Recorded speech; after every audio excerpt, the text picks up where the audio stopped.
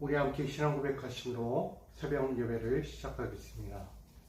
전능하사 천지를 만드신 하나님 아버지를 내가 믿사오며 그 외아들 우리 주 예수 그리스도를 믿사오니 이는 성령으로 잉태하사 동정녀 마리에게 나시고 본디오 빌라도에게 고난을 받으사 십자가에 못 박혀 죽으시고 장사한 지 사흘 만에 죽은 자 가운데서 다시 살아나시며 하늘에 오르사 전능하신 하나님 우편에 앉아 계시다가 저리로서 산자와 죽은 자를 심판하러 오시리라. 성령을 믿사오며 거룩한 공회와 성도가 서로 통하는 것과 죄를 사하여 주신 것과 몸이 다시 사는 것과 영원히 사는 것을 믿사옵나이다. 아멘. 찬송가 486장 함께 찬양하겠습니다. 찬송가 486장 우리 함께 찬양합니다. 이 세상에 근심된 일이 많고 참 평안을 몰랐구나. 내 주 예수 나로라 부르시니 곧 평안히 쉬리로다. 주 예수의 구원의 은혜로다.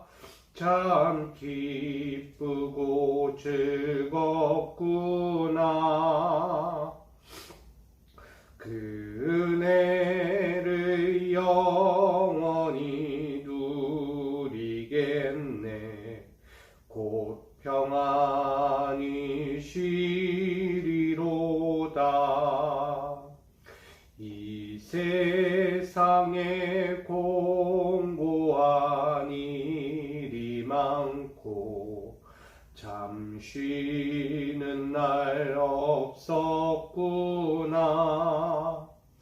내 주 예수 날 사랑하시오니 곧 평안히 쉬리로다. 주 예수의 구원의 은혜로다. 참 기쁘고 즐겁구나. 그 은혜를 영원히 누리겠네. 곧 평안히 쉬리로다. 이 세상에 죄악된 일이 많고 참 죽은 죄 쌓였구나. 내 주 예수 날 건져 주시오니 곧 평안히 쉬리로다. 주 예수의 구원의 은혜로다. 참 기쁘고 즐겁구나. 그 은혜를 영원히 누리겠네. 곧 평안히 쉬리로다. 아멘. 오늘 우리에게 주실 하나님 말씀을 함께 나누기 원합니다. 창세기 37장 18절로 36절까지입니다. 창세기 37장 18절로 36절까지 말씀. 창세기 37장 18절로 36절까지 말씀 제가 받들어 봉독하겠습니다. 요셉이 그들에게 가까이 오기 전에 그들이 요셉을 멀리서 보고 죽이기를 꾀하여 서로 이르되 꿈꾸는 자가 오는도다. 자, 그를 죽여 한 구덩이에 던지고 우리가 말하기를 악한 짐승이 그를 잡아먹었다 하자. 그의 꿈이 어떻게 되는지를 우리가 볼 것이니라 하는지라. 루벤이 듣고 요셉을 그들의 손에서 구원하려 하여 이르되 우리가 그의 생명을 해치지 말자. 루벤이 또 그들에게 이르되 피를 흘리지 말라. 그를 광야 그 구덩이에 던지고 손을 그에게 대지 말라 하니 이는 그가 요셉을 그들의 손에서 구출하여 그의 아버지에게로 돌려보내려 함이었더라. 요셉이 형들에게 이르되 그의 형들이 요셉의 옷 곧 그가 입은 채색 옷을 벗기고 그를 잡아 구덩이에 던지니 그 구덩이는 빈 것이라. 그 속에 물이 없었더라. 그들이 앉은 음식을 먹다가 눈을 들어본즉 한 무리의 이스마엘 사람들이 길라드에서 오는데 그 낙타들의 향품과 유향과 모략을 싣고 애굽으로 내려가는지라. 유다가 자기 형제에게 이르되 우리가 우리 동생을 죽이고 그의 피를 덮어둔들 무엇이 유익할까? 자, 그를 이스마엘 사람들에게 팔고 그에게 우리 손을 대지 말자. 그는 우리의 동생이요 우리의 혈육이니라 하며 그의 형제들이 청종하였더라. 그때 미디안 사람 상인들이 지나가 보이는지라. 형들이 요셉을 구덩이에서 끌어올리고 은 20에 그를 이스마엘 사람들에게 팔매 그 상인들이 요셉을 데리고 애굽으로 갔더라. 루벤이 돌아와 구덩이에 이르러 본즉 거기 요셉이 없는지라. 옷을 찢고 아우들에게로 되돌아와서 이르되 아이가 없도다. 나는 어디로 갈까? 그들이 요셉의 옷을 가져다가 수렴소를 죽여 그의 옷에 피에 적시고 그의 채색 옷을 보내어 그의 아버지께로 가지고 가서 이르기를 우리가 이것을 발견하였으니 아버지 아들의 옷인가 보소서 하며 아버지가 그것을 알아보고 이르되 내 아들의 옷이라. 악한 짐승이 그를 잡아먹었도다. 요셉이 분명히 찢겼도다 하고 자기 옷을 찢고 굵은 매로 허리를 묶고 오래도록 그의 아들을 위하여 애통하니 그의 모든 자녀가 위로하되 그가 그 위로를 받지 아니하여 이르되 내가 슬퍼하며 술로 내려가 아들에게로 가리라 하고 그의 아버지가 그를 위하여 울었더라. 그 미디안 사람들은 그를 애굽에서 바로의 신하 친위 대장 보디발에게 팔았더라. 아멘. 기도하겠습니다. 오늘도 우리에게 새날을 허락해 주시고 주님께서 주신 이 하루를 통해 주의 영광과 주의 선하신 그 은혜를 오늘도 누릴 수 있도록 인도해 주신 은혜에 감사합니다. 오늘 주님의 그 은혜를 잊지 않게 하여 주시고 오늘도 우리가 살아가는 삶의 자리에서 생명을 귀히 여기게 하시고 우리의 삶의 자리를 더욱 아름답게 복되게 만들어가는 믿음의 자리가 되게 하여 주옵소서. 오늘도 주의 주시는 이 말씀을 오늘도 듣고 깨닫고 오늘도 그 말씀대로 살기를 원하오니 우리에게 그 생명의 말씀을 귀히 전해 주시옵소서. 오늘도 주신 은혜를 귀히 대하며 예수 그리스도의 이름으로 기도하옵나이다. 아멘. 할렐루야. 오늘도 주님이 주신 은혜와 소망 가운데 함께 있기를 간절히 소망합니다. 오늘 창세기 37장 18절로 36절까지 말씀 가지고 애굽으로 팔려간 요셉에 대해서 함께 나누고자 합니다. 요셉은 사랑받는 자녀였죠. 부모에게서든 많은 이들에게서든 사랑받는 자녀였어요. 그러나 그 반대로 그의 가족, 형제들에게서는 사랑받지를 못했다는 것입니다. 아직은 어린 나머지 자신의 말과 행동에 대해서 전혀 이것이 좋은 것인지 때로는 나쁜 것인지 자신에게는 좋을지 몰라도 남들의 형제들에게 있어서 얼마나 껄끄러운 이야기고 행동인지를 그는 아직 몰랐다는 것입니다. 이 모든 것들을 어떻게 하면 잘 이해하고 잘 배우고 잘 깨달아서 다시 살아갈 수 있을까? 다시 형제들과의 관계를 잘 맺을 수 있을까? 생각도 해보게 됩니다. 그러나 이 모습이 너무나 분노까지 펼쳐지는 상황이 이르게 되죠. 결국 요셉을 시기하고 미워하는 형제들에 의해서 오늘은 환란의 때를 만나는 요셉의 이야기가 됩니다. 저 세겜에 있는 형제들을 만나고 오라는 아버지의 명령과 부탁에 요셉은 떠나게 돼요. 목양을 하고 있는 이 형제들을 만나기 위해서 요셉은 아무 서스럼 없이 그 형제들을 만나러 떠납니다. 그러나 세겜에 가도 보이지 않았지만 도단으로 갔다는 주변의 이야기를 듣고 또다시 도단으로 향하게 돼요.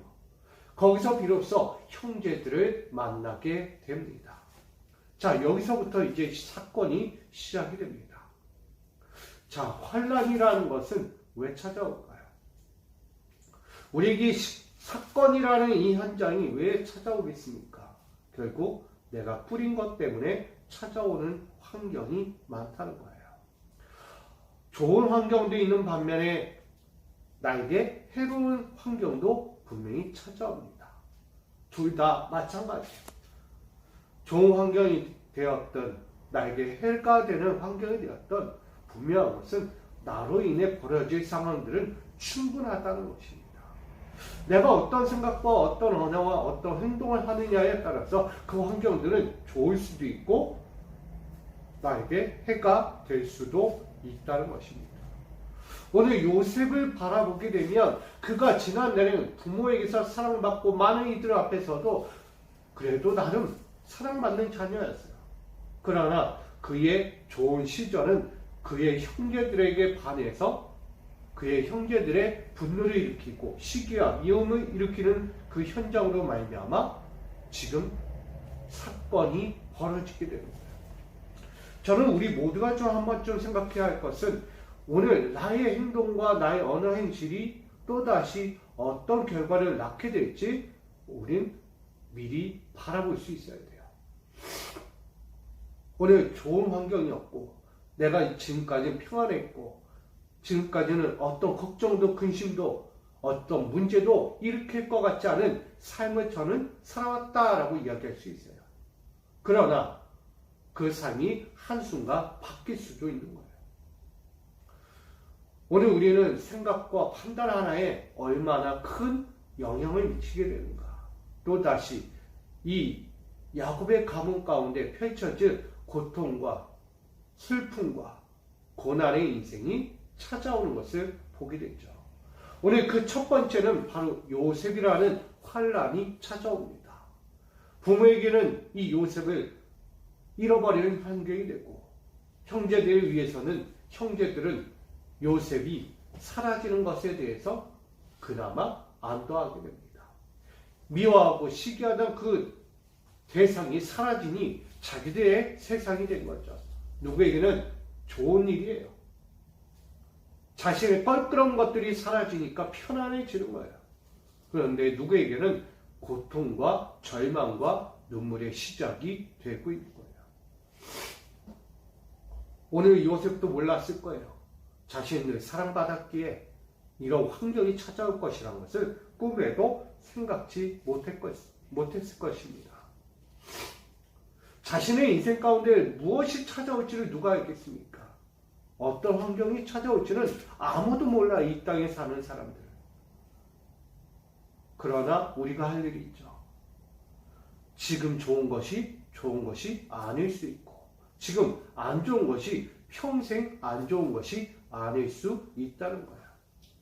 다시 말하면 내가 지금 편안하고 안정되고 누군가로부터 귀하게 사랑받고 있다라는 것이 평생 간다는 보장이 없다는 거예요. 그리고 반대로 내가 평생을 고난과 슬픔과 시련의 인생 가운데 억울한 인생 가운데 살아가는 것도 있을 수 없다는 것을 말합니다. 반전은 있는 거예요. 인생에 고난과 슬픔과 괴로움이 있다면 즐거움의 인생, 환한 인생이 있는 반면 늘 좋고 화려한 인생 가운데 있던 그 인생에도 또 다른 슬픔과 근심과 사건들이 찾아올 수 있다는 거예요.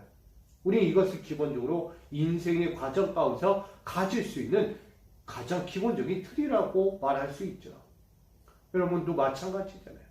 좋을 때가 있는 반면 괴로울 때가 있고 고난에 괴로움이 있는 반면 또 즐거울 때가 있는 것이 인생의 수많은 삶의 과정 가운데 있었다는 것을 우리는 발견하게 됩니다. 그런 모습에서 보면 오늘 요셉도 그의 인생이 이렇게까지 바뀌리란 생각을 전혀 못했을 거예요. 사람의 인생이 어떻게 이렇게 갈까?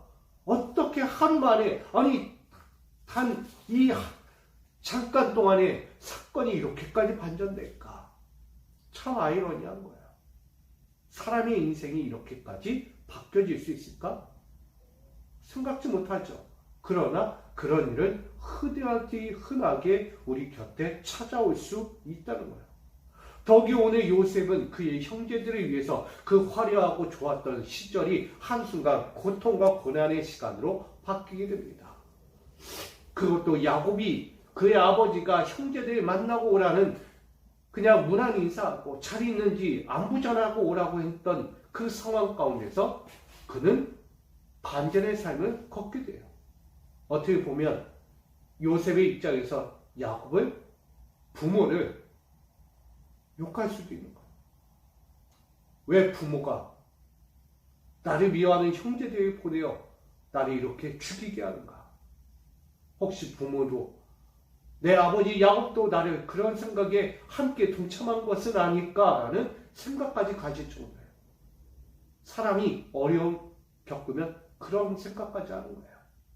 화려한 인생을 살다가 고난의 인생을 확 갑자기 바뀌면 그런 마음까지 갖는 거. 어찌해서 혹시 같이 그 마음 가진 거 아닌가 나에게.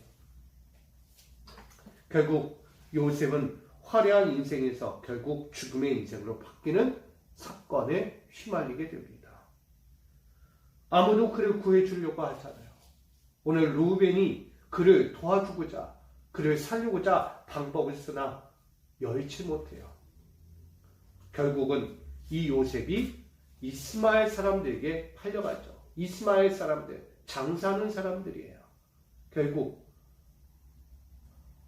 요셉은 죽음의 위기 가운데 놓였다가 그것도 모자라 이제는 팔려가는 인생이 됐어요. 노예가 되었다라고 말합니다. 사람에게 어떤 것이 유익할까요? 그 자신을 뭐라도 보답해주고 인정해주고 위로해주고 격려해주고 조금은 높여주는 인생이 됐으면 좋은데 도리어 그는 화려함이 아닌 극도로 고통스러운 시간을 시작하게 됐다는 거예요. 그의 인생을 누가 위로해주고 누가 붙잡아주겠습니까? 요셉은 한순간 바뀐 자기 삶에 대해서 애통해하고 한탄해할 거예요. 내가 어떻게 바뀌어야 할까? 나는 어디로 가야 할까? 내 형제들이 나를 믿지 않고 나를 도와주지 않고 나를 사랑해주지 않고 나를 도리어 나를 죽이거나 팔려고 하는 인생이 되었어요. 형제들은 나를 향하여 형제라고 이야기 안 해요. 그는 꿈꾸는 요셉이라고 이야기합니다. 꿈을 꾸는 요셉, 다시 말하면 환상에 빠져 있다. 꿈 같지도 않은 꿈을 꾸면서 저 요셉이 우리에게 자기 자랑, 자기 사랑, 자기만의 화려함을 이야기하고 있다라고 얘기하는 거예요. 형제들의 입장에서 보면 우리도 동일한 생각을 가지고 살아가는 삶이 있다는 것을 보게 됩니다. 허황된 것을 가지고 살아갈 때가 많아요.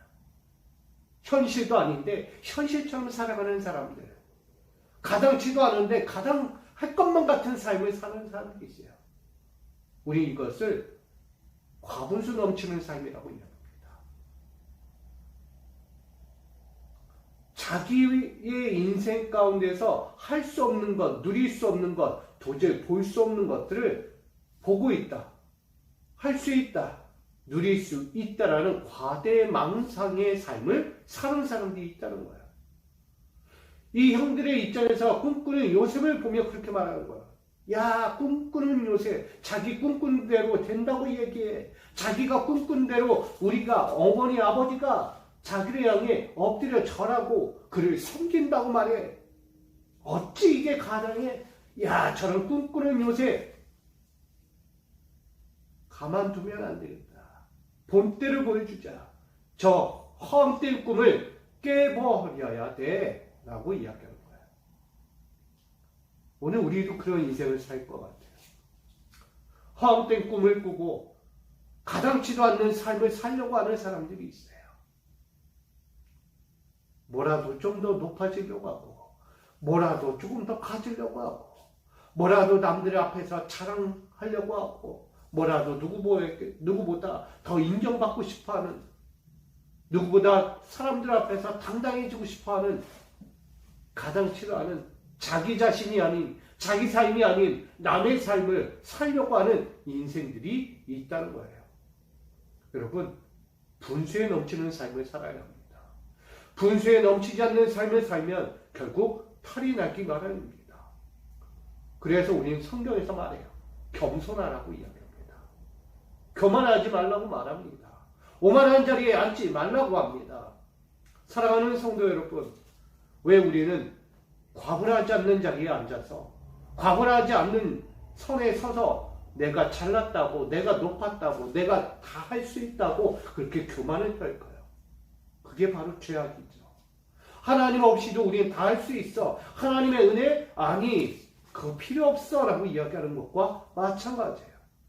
내가 세상 만들고 내 인생은 내가 주도하고 내가 원하는 대로 다 이룰 수 있어 라는 그런 교만과 오만함의 자리에 앉아서 나의 화려함을 만들어가려는 환상을 갖고 있다는 거예요. 우리도 이 부분을 잊지 말아야 합니다. 형제들이 꿈꾸는 요셉을 향하여 그렇게 바라볼 수 있는 것, 비판적이고 정말 현실적인 메시지이기도 합니다.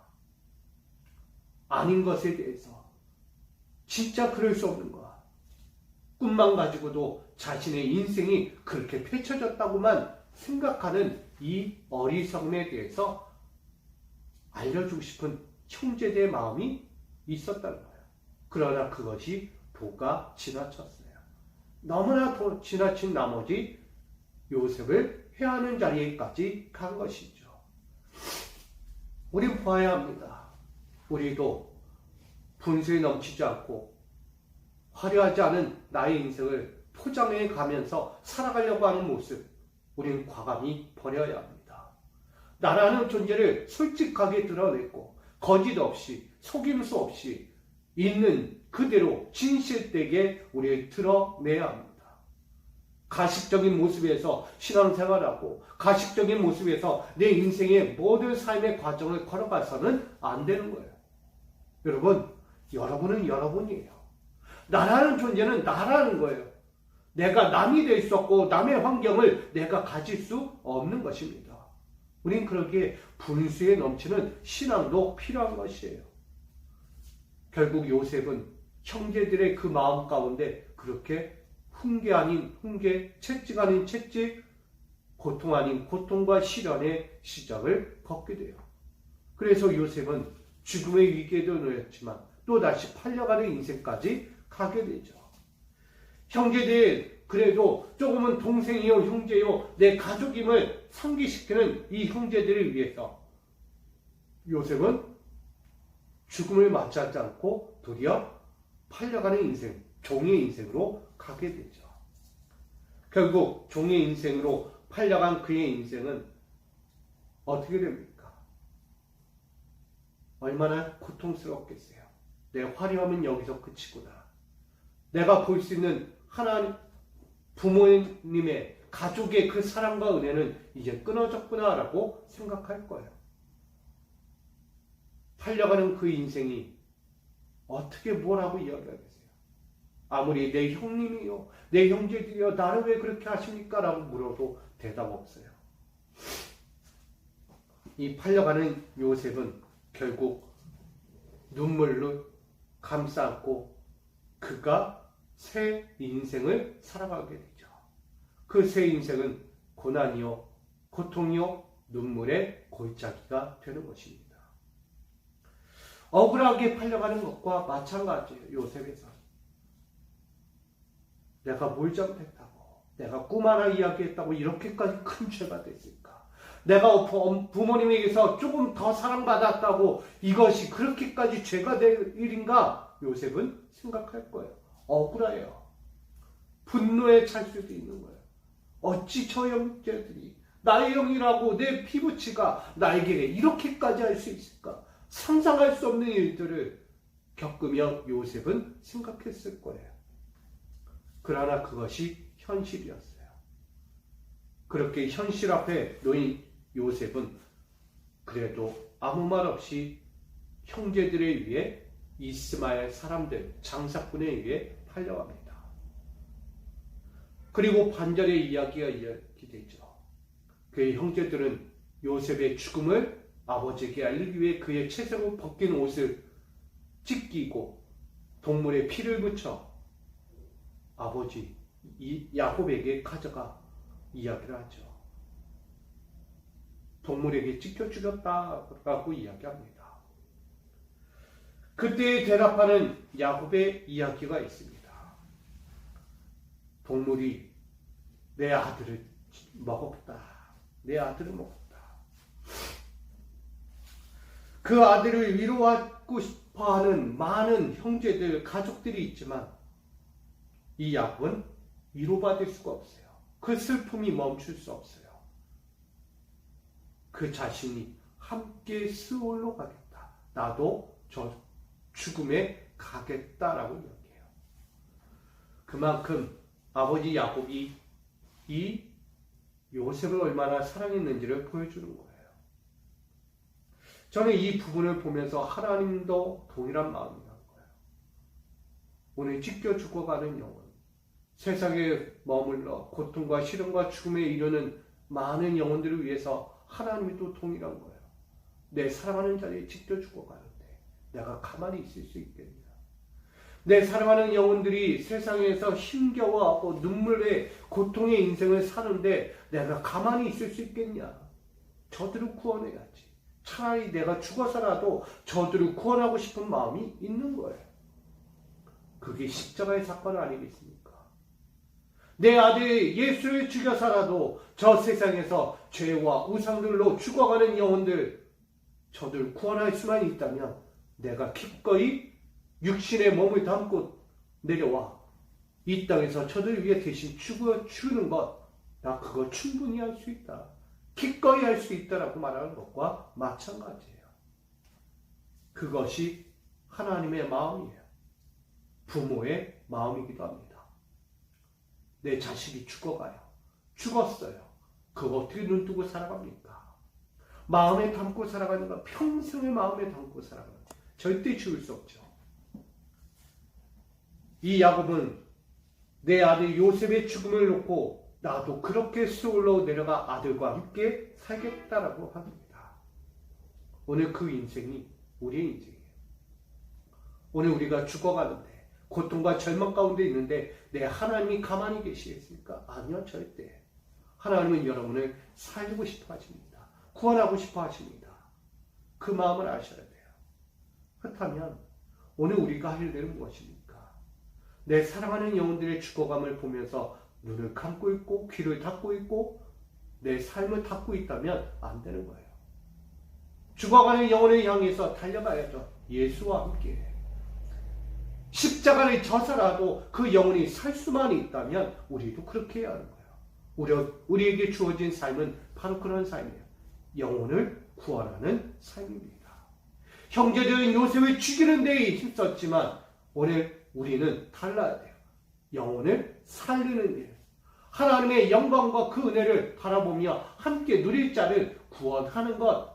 이것이 우리의 사명의 자리이기도 합니다. 그러기에 오늘 하루 이 말씀을 통해서 배우는 것은 누구나 꿈을 꿀 수 있어요.